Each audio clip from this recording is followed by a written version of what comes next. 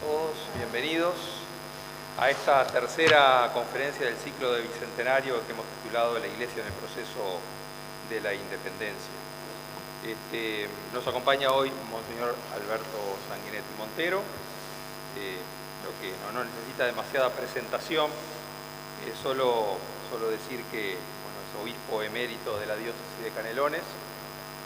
En el aspecto académico fue docente en la Facultad de Teología del Uruguay por más de 40 años, fue rector también de la Facultad de Teología. En su periodo fue cuando se transformó el Instituto Teológico en Facultad de Teología y luego también autorizada por el Ministerio de Educación y Cultura. Lo conocemos también por su gran tarea en la difusión y devoción a la Virgen de los 33, no solo por todo lo que ha escrito sobre la historia y la teología de la Virgen, de la imagen de la Virgen de los 33, sino también por todo lo que ha hecho acá en nuestra ciudad por la Virgen de los 33, por la fiesta y por incentivar la devoción. Y es también el vicepostulador de la causa de beatificación, de canonización de Jacinto Vera. Y bueno, gracias a su trabajo es que hace 2 años hemos tenido la gracia de nuestra iglesia uruguaya de contar con la beatificación de Monseñor Vera. Así que bueno, eso es parte, nada más de lo mucho que podemos decir de Monseñor Sanguinetti. Hoy lo venimos a escuchar en este ciclo que nos va a hablar sobre la presencia de Dios y la Virgen de los 33 en el proceso independiente. Buenas noches. Así me oyen porque a mí no me gusta estar sosteniendo. Si puedo, necesito la mano. Yo voy a empezar con una Ave María, pues si vamos a hablar de la Virgen, no se paren, yo tampoco voy a trabajo para saber. Dios te salve María, llena eres de gracia, el Señor es contigo. Bendita tú eres entre todas las mujeres y bendito es el fruto de tu vientre, Jesús. Santa María, Madre de Dios, ruega por nosotros pecadores, ahora y en la hora de nuestra muerte. Amén. Virgen de los 33. El título dice que lo puse yo, así que tuve que atenerme. Porque decía Dios y la Virgen de los 33 en el proceso independentista. Título grandísimo, me da vergüenza con los historiadores. En serio, yo voy a hacer un pensamiento. Empezamos por Dios. Quizás con una puntualización que el proceso independentista en unos empezó como independencia y en otros no. En primer lugar fue la fundamentación del poder. El poder se regía por la corona española. No éramos colonias, éramos reinos de Indias.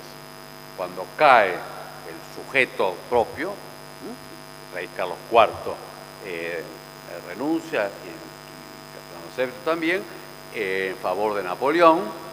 Bueno, hay un problema de cuál es el sujeto del poder. Es decir, que en España mismo hay 2 lecturas. Los más legalistas, dice el rey es Napoleón y el que él pone, porque el rey abdicó. El otro dice no. Entonces se desarma todo el sistema de la fundamentación del derecho a gobernar. Y ahí empiezan todas las distintas formas juntas. Dentro de eso, algunos quieren independencia, otros que vuelva Fernando VII, otros se ponen a buscar otro por ahí. Hay mucho. Dentro de ese proceso, que en nosotros va a ser, en el caso nuestro, de la provincia, Artigas es republicano desde el comienzo.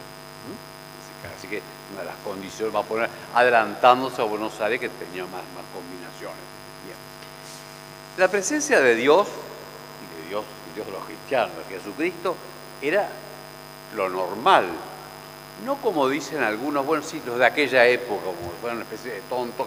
No, estaban convencidos.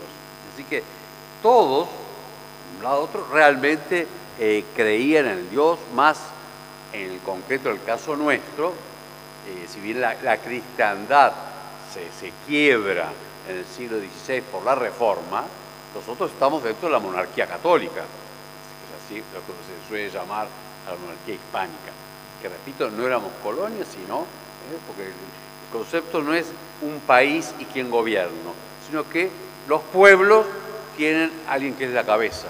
Esos son los reinos, muchos. con la cabeza, en este caso, los Habsburgo y después los Borbones. Pero fíjense que el común de la gente, mucho más que nosotros y aún que los practicantes, en primer lugar, la cantidad de fiestas de precepto que había. San José de Precepto, San Pedro y San Pablo, la Ascensión en jueves, Corpus Christi en jueves. O sea que todos vivían, necesitaban mucho menos catecismo que nosotros, porque no solamente era de precepto, sino que iban a misa, se predicaba. Casi todas las fiestas tenían octava. Bueno, me dije la Asunción también. Así que realmente estaba salpicada la vida de las verdades cristianas. No, yo ya de Navidad, bueno, la Semana Santa era y el trío pascual. Así que digo, ese era su ambiente cultural, celebrativo, y también, bueno, los contenidos de la fe y también la moral, o sea, el sentido de la familia. No quiere decir que fueran todos santos, como tampoco somos todos santos los que aún hoy pertenecemos a la iglesia, es otro cantar. Hay unos mejores que otros, además muchas circunstancias, ¿no? Ahora hay una cierta tendencia a regodearse con los que vivían, digamos, fuera de la norma. En el caso de Artigas, lo más interesante es saber las mujeres que tuvo. Es una tontera, en primer lugar porque hay que estar en el pellejo de él. O sea, en el modo de vivir. No vivía como nosotros, en ciudades, que aún si el marido trabaja en la estancia, en 2 horas está en Montevideo o donde sea. No, vivían años sueltos por allí. Pero no discutían cuál era la moral. Como todos la podemos vivir en distintos aspectos, mejor o peor. Después de todos, no solamente eso. Así que la visión de los deberes del hombre, aún el sentido de la autoridad, se puede discutir dónde estaba la autoridad. Yo digo, aquí se quebró la autoridad, el principio era el rey, ahí se quebró, pero todos aceptan que la filosofía, la visión católica, que la autoridad es el autoridad. Cuando decimos que depende de Dios, no es que Dios esté nombrando a dedo, lo que Dios quiso que viviéramos en sociedad, y la sociedad supone autoridad. Después las formas en la doctrina católica pueden variar, puede ser república, puede ser con estos fueros, con otros fueros, pero todos reconocían que el deber de vivir en sociedad, y después una cantidad de obligaciones. Fíjense que muchas cosas salen, pongo uno, en Montevideo, el hospital no lo hace el Estado, lo hacen, hoy decimos los laicos, pero como separando esa sociedad cristiana, uno acompaña a los moribundos, llevan para acá, así que es en una sociedad cristiana católica en la que se hace todo el movimiento independentista, ya digo, algunos, entonces entran sí ideas de cómo determinar la autoridad del gobierno, ni hablemos de nadie pensó en las repúblicas que salieron ahora, ¿eh? Entonces, eso viene después. También entraba dentro de la concepción de todos, bueno, un sentido del hombre, de la vida, de la muerte. Se podía hablar de la muerte y, por supuesto, del juicio y del más allá y de cómo prepararse. Así que todo ese proceso es un proceso entre católicos. Es verdad, que voy a señalar dos cosas, que el pensamiento liberal, pues una forma, usted sabe mucho lo que dice ahí adentro, sí cambió, pero en eso no es anticatólico. En vez de ser el rey y pues los derechos de los súbditos, se empieza a dar la vuelta, que es el derecho de los ciudadanos y en quien deposita la autoridad. Pero eso ya estaba también en la filosofía católica de Suárez, así que tampoco es que sea anticatólico el determinar dónde está la autoridad a partir de los ciudadanos. Lo que sí va a ser una deriva, todavía no lo es considerar al ciudadano como el absoluto. O sea, que ya no depende de Dios, que eso sí viene más de la Revolución Francesa y de un pensamiento filosófico que se va simplificando, que lo va a llevar más adelante, después van a ser la masonería, pero la masonería acá, de los años 50 en adelante. Aún los que ponen como masones del tiempo independentista, mucho más que masones, eran católicos. de convicción, etc. Más allá que se juntaran, y que la masonería a partir del 50. Y por eso digo, eso lo estudió el padre, cuando los constituyentes ponen como obvio el preámbulo de la Constitución, que es el nombre de Dios, todopoderoso, autor, legislador y conservador supremo del universo, eso están todos de acuerdo, más allá que hubiera algunos que ya estuvieran en una cierta deriva. Así que porque digo, la cosmovisión es esa. A nosotros nos hacen estudiar y lo vemos como unos, bueno, en aquella época tenían que ver esas cosas. No estaban convencidos. Después ha habido una revolución cultural y en parte impuesta, que no vamos a entrar, que es muy posterior, es otra cosa. Así que todo el proceso, digo, es... y por lo tanto, también vamos a ver en concreto, así como digo que cuando hacen la Constitución lo ponen a la cabeza, que todos tenían prácticas. No sé si ustedes han oído hablar de Mamantula, una santa, que se llama María Antonia de Paz y Figueroa, ahora es santa, del siglo XVIII, muere casi a finales del siglo XVIII, cuando era de Santiago del Estero, de esa zona. Cuando la expulsión de los jesuitas, 1767, si no me equivoco, bueno, ella... eran lo que en la época llamaban beatas. Beatas eran mujeres consagradas. Además, acá no había casi religiosas, así organizadas. Entonces, eran mujeres consagradas. Con otro grupo se dedica ella a mantener los ejercicios espirituales. Lo van a predicar sacerdotes, pero toda la infraestructura, ¿no? Conseguir casa, comida, plata, todo esto. Primero en Santiago del Estero lo hace y deja constituida una casa de ejercicios. Después pasa a Córdoba y lo mismo, todos unos años, y la deja. Después pasa a Buenos Aires y la deja. Existe en Buenos Aires la casa de ejercicios, la cosa que hay. Bueno, ¿saben quién fue durante años el tesorero? Cornelio Saavedra. Y más de la mitad de lo que hicieron la Junta de Mayo habían hecho ejercicios espirituales ahí. Para ver qué era ese mundo. No es simplemente que era el ambiente, no, hacían los ejercicios. Ella estuvo acá, estuvo en Colonia y estuvo en Montevideo, de 500, en distintas casas, no había lugar, y deja un germen que de ahí después van algunos a hacer una casa de ejercicios. Ella, el obispo la manda a llamar, así que ya no lo terminó, y bueno, el siglo XIX empieza a hacer la casa de ejercicios acá. Así que, ya digo, y ahí venía gente tanto de la ciudad como de campaña. Así que digo, no eran simplemente, bueno, ya digo, eso que era el ambiente, así, sino que realmente eran, por supuesto que, ya repito, mejores y peores, y después cada uno los...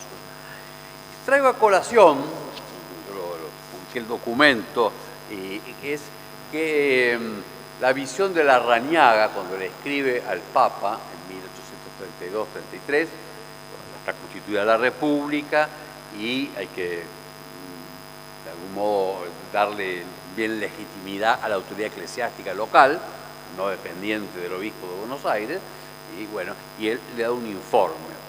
Y él, porque es la visión de Larrañaga, es una visión de civilización, de cultura, pero a su vez, o de principio, totalmente católica. Llega con el Evangelio, no es la conquista, es el Evangelio, que trae la esperanza, y se dice que ya tenían nuestros emperadores, y le llaman así a los incas. Curioso, Larrañaga era un hombre del puerto, ¿no?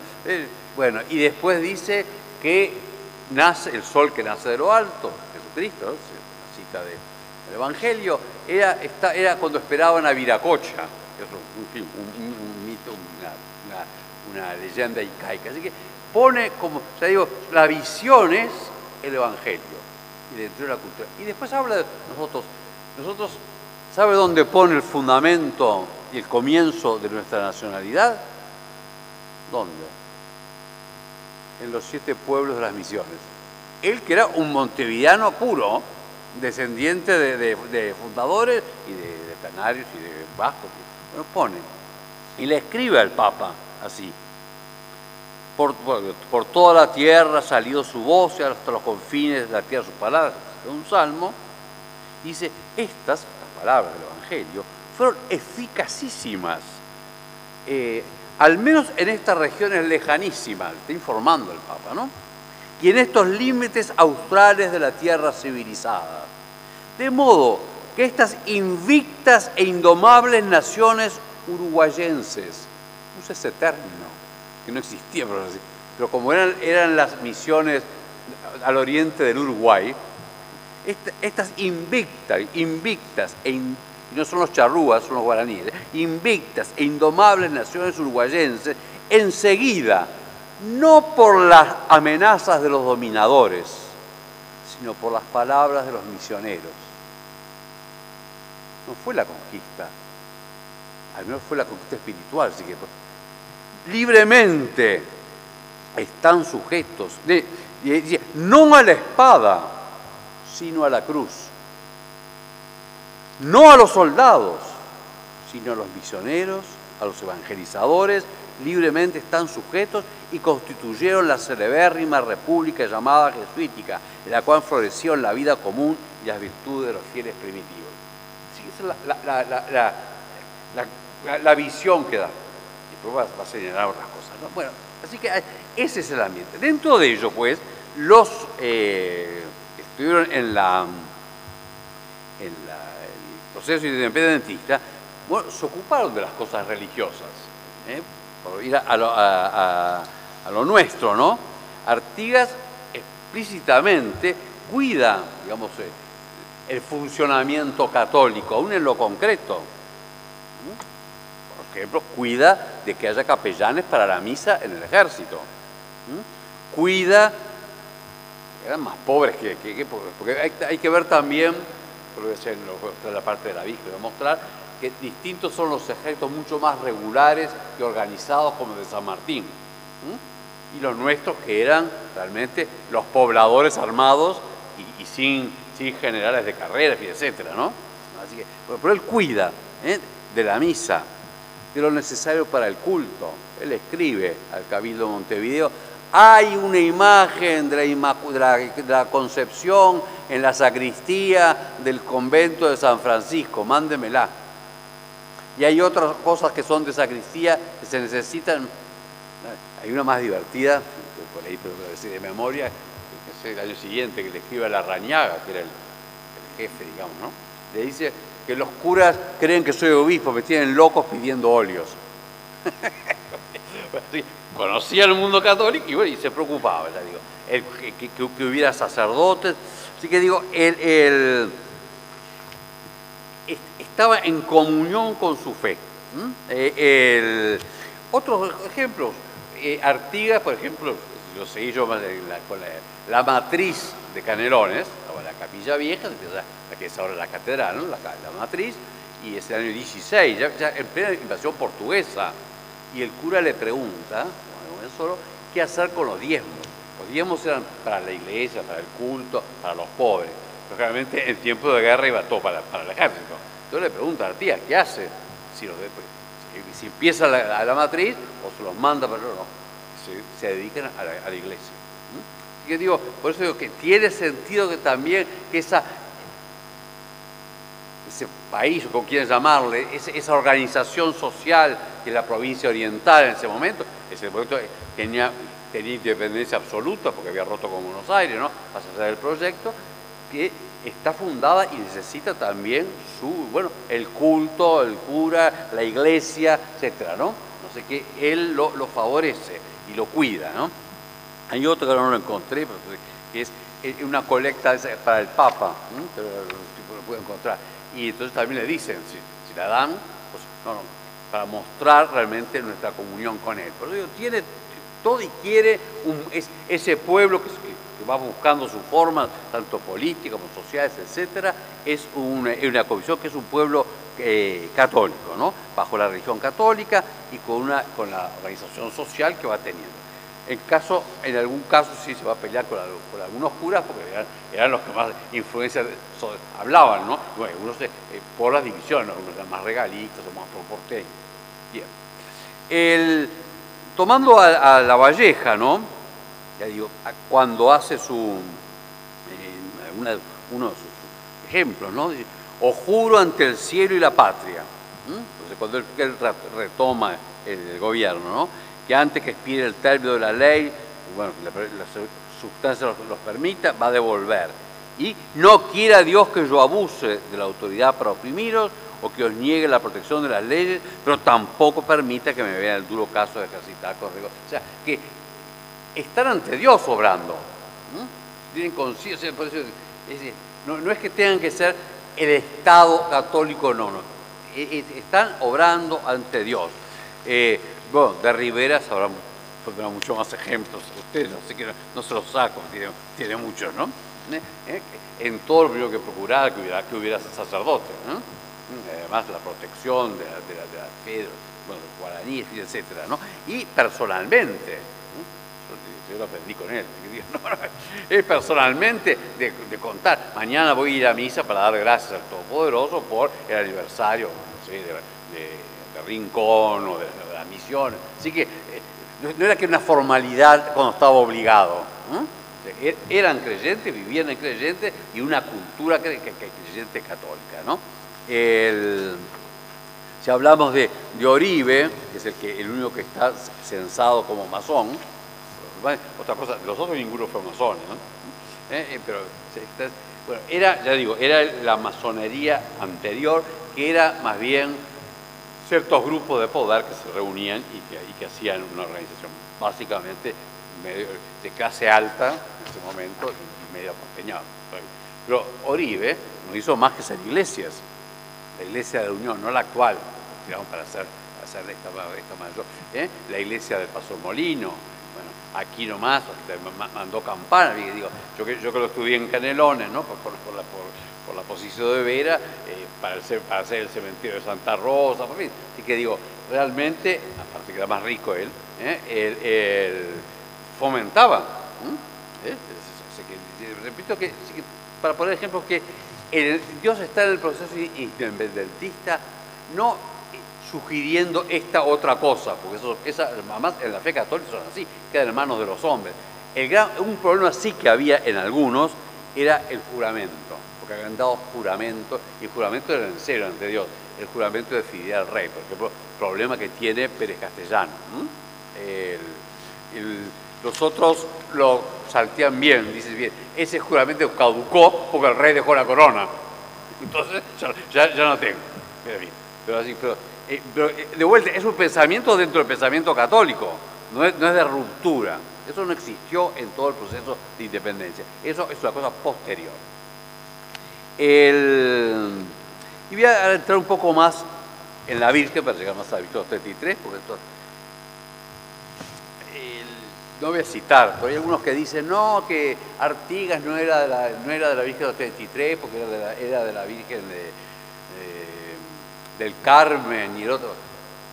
En primer lugar, todos son católicos, como los católicos normales, que es el lugar que tiene la Virgen María en la historia de la salvación. Y las advocaciones son de la Virgen María, no es una contra otra. Así que eso que nos vengan así de afuera, a hacer nuestros juicios, que tengan más piedad con una o con otra, nada. Ninguno de ellos puede ser devoto de la Virgen de los 33 con ese título, porque ese título empieza en el 25. Así que es ridículo y no entender lo que es la cosa. Por cierto, la cosmovisión y la fe y la vida católica de todos estos, todavía católica está impregnada de la Virgen. Yo siempre tomo la Catedral de Montevideo, la matriz, un poco la distorsionó el Catedral Barbieri, porque tenía 4 lugares que prácticamente está toda la Mariología. En el altar mayor, en la matriz vieja, estaba la Inmaculada porque era titular de la catedral. Si bien los titulares de Montevideo son San Felipe y Santiago, la catedral es de la Inmaculada Concepción y San Felipe y Santiago. La titular es la Inmaculada Concepción. María llena de gracia, la obra perfecta. Tengo que hacer un poquitito porque es muy importante, porque la Virgen de los 33 es una Inmaculada. La Inmaculada Concepción, la fe católica, pero además con gran ardor en los reinos de España y de las Indias. Entonces hay que todavía no estaba definido como dogma, por lo tanto se podía hacer alguna objeción. Las universidades españolas no le daban el título, sino juraba defender la Inmaculada. Y los reyes de España habían dado todos sus reinos a la Inmaculada. De modo que esa universal. Fíjense que así el amor a la Inmaculada Concepción. Te voy a decir que es raro que en España, en los reyes hispánicos, la Inmaculada Concepción es casi fiesta más importante que la Asunción, cuando en todo el resto de Europa es la Asunción más que la Inmaculada. Todas son fiestas, ¿no? Pero la fiesta de la Virgen es la Inmaculada. Bien. Y después tenían, en la capilla de San Isidro estaba la Dolorosa, que hizo muy mal sacarla el cardenal Barbieri, porque es el camino, esa cruz, el dolor. Es la gloria de la Inmaculada, la perfección de la obra de Dios, toda esperanza, más la Inmaculada junto también la Asunción, toda esperanza. Y por eso es el catolicismo, digamos, positivo y glorioso, hasta aquí en barroco.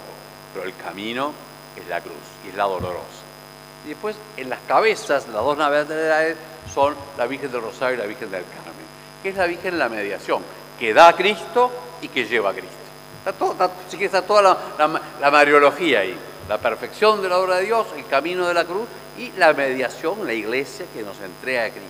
Entonces, esas, por llaman así quieren devoción, son más que devociones, esos estaban en todas partes. Y ustedes vean que casi todas las iglesias viejas tenían la Inmaculada, la Virgen del Carmen y la del Rosario y la Dolorosa, más o menos en casi todas. Y por eso hay tantas. Por ejemplo, la Catedral de la Inmaculada hace la iglesia que llamamos de los Vascos, que es a 10 cuadras, y la titular es la Inmaculada. Oribe hace la del Paso Molino, en la calle Fruté, es la Inmaculada. Y lo mismo pasa con la Virgen del Carmen. La del Cordones del Carmen, la del Aguado del Carmen, se puede dar por la devoción de la gente. Bueno, y hay Villa del Carmen por todas partes.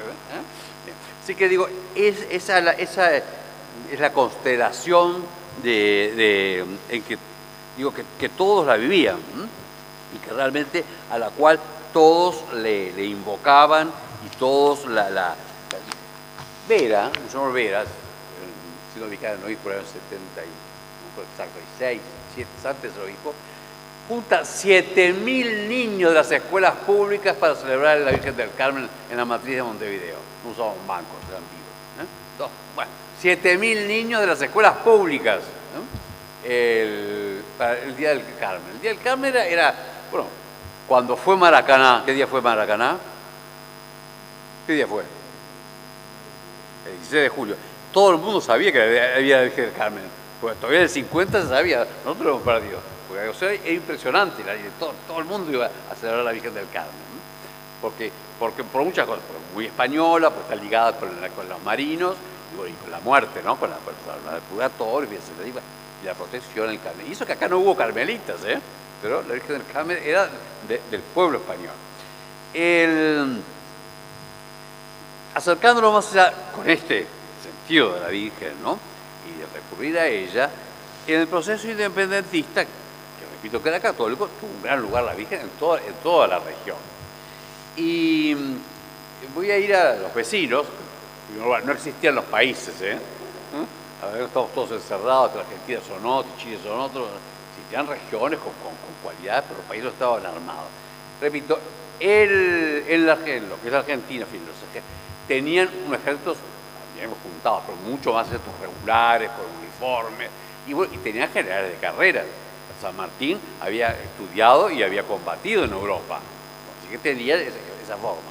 Y bueno, y Belgrano, fíjate, Belgrano pone oficialmente a la Virgen de la Merced como generala del ejército y la lleva consigo, y esa está en Buenos Aires, la Virgen de la Merced. Así que digo, o sea que tiene hasta una visibilidad esa presencia de la Virgen. Digo, estaban todos, pero tiene esa visibilidad en San Martín antes del cruce de los Andes, el ejército de los Andes. Yo no sabía, yo no soy historiador, estoy buscando lo que entendí. Había muchos emigrados chilenos. En primer lugar, el Cuyo había mucho tiempo dependido de Santiago y no de Buenos Aires. Pero digo, los países no son como con ahora.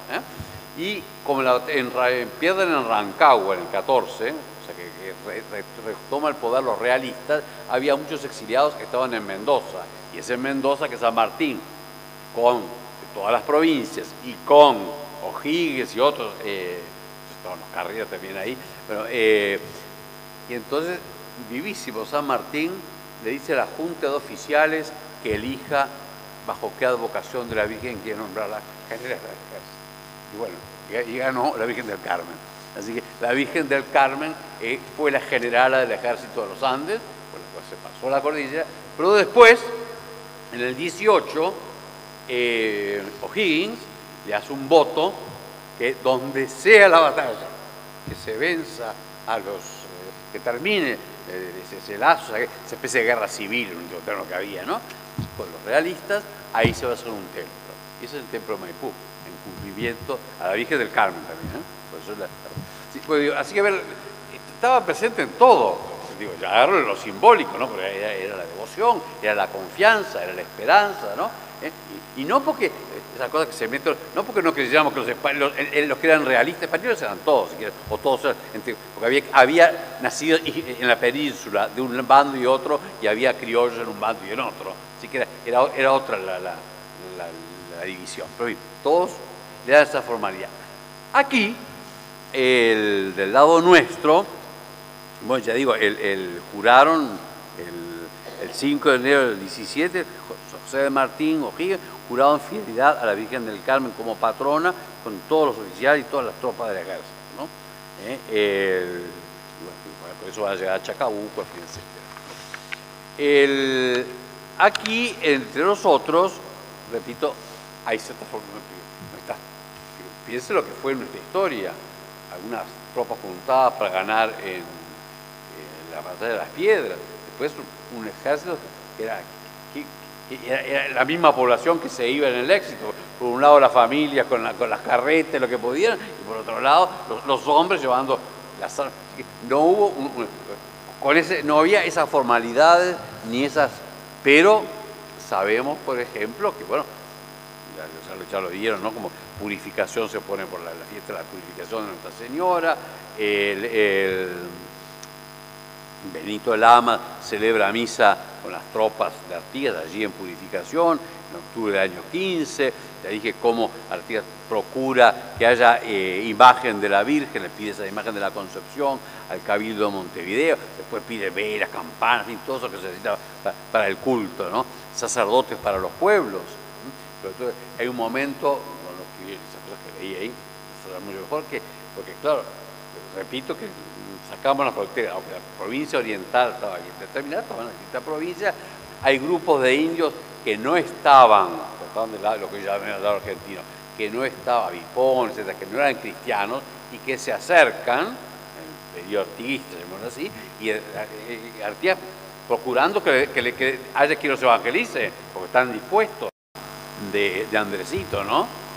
Todos invocación a la comparación con Moisés y la providencia, esa religiosidad y esa cultura católica que es la que quedó en el campo, pero en fin, no había parroquias. La verdad es que para el norte no había ni un pueblo, ¿no? Acá para arriba no había, después de Durazno ya no había más. Va a empezar Rivera a hacer Tacuarembó y después, Así que entonces digo, era muy débil y va a haber una gran migración, en todas partes de migración, pero la proporción acá es enorme.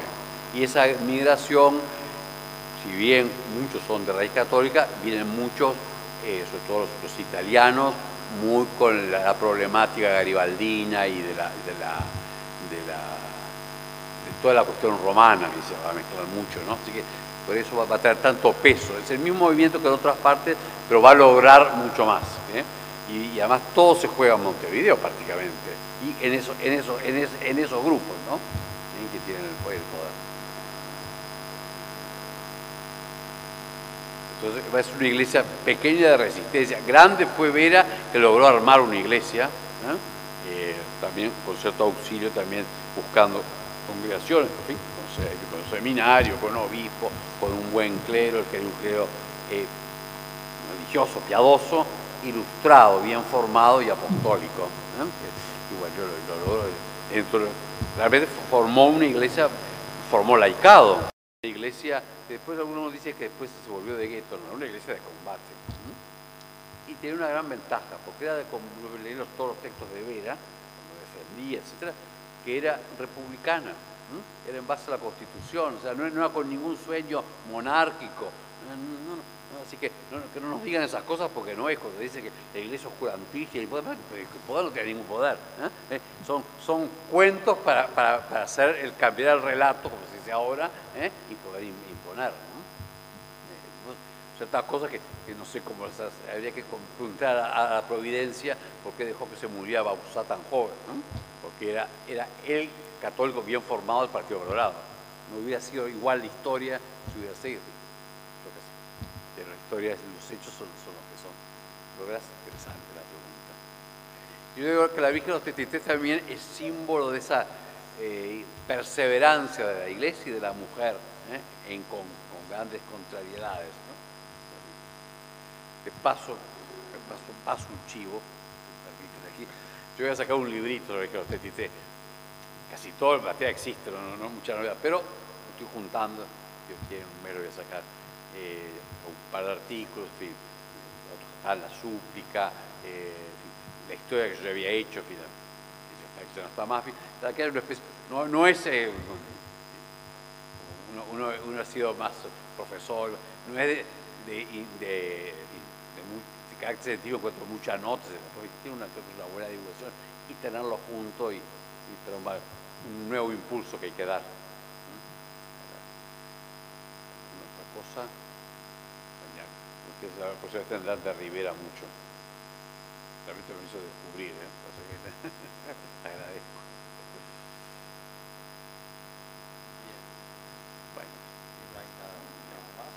Bueno. Ave María Purísima. Ese es el saludo de los gauchos. Agradecemos entonces a Monseñor Sanguinetti.